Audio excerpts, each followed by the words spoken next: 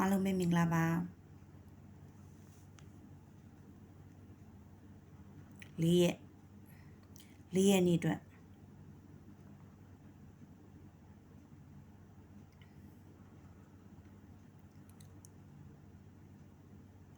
4ရက်နေ့အတွက်မှာဒီမှာပြောနေကြတဲ့အတိုင်းပဲအချိန်ပေါ့နော်အချိန်ပြောမယ်အချိန်က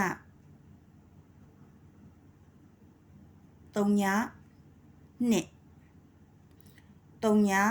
2အဲ့ဒါအချိန်ပြီးတော့ကီเนาะကီကတဏီကုံကီက619เนาะတဏီကုံကီ619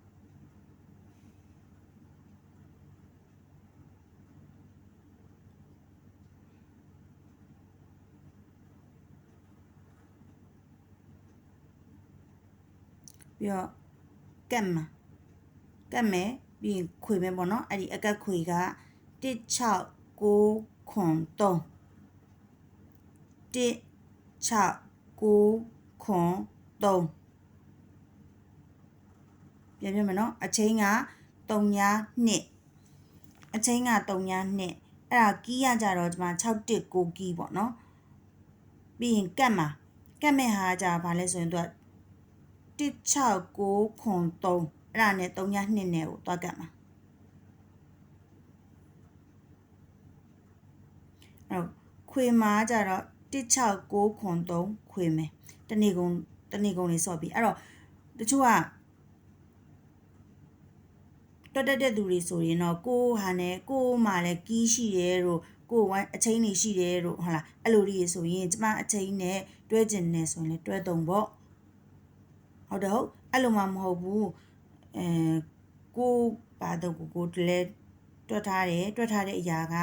ရာနဲ့ကျမဒီဘက်ကပြောတာလေးနဲ့တွားပြီးညှိတယ်ဆိုရင်တင်ကျင်တယ်အဲ့လိုတွေတင်ကျင်တယ်ဆိုရင်တင်ပေါ့ဒါကတော့သဘောရှိအဆင်ပြေတယ်လို့သုံးနော်ကီးကိုပဲယူသုံးအချိန်ကိုပဲယူသုံးကြိုက်တယ်လို့သုံးလို့ရတယ်နော်ပြီးတော့ကြတော့ဟိုဟာရှိတယ်တေး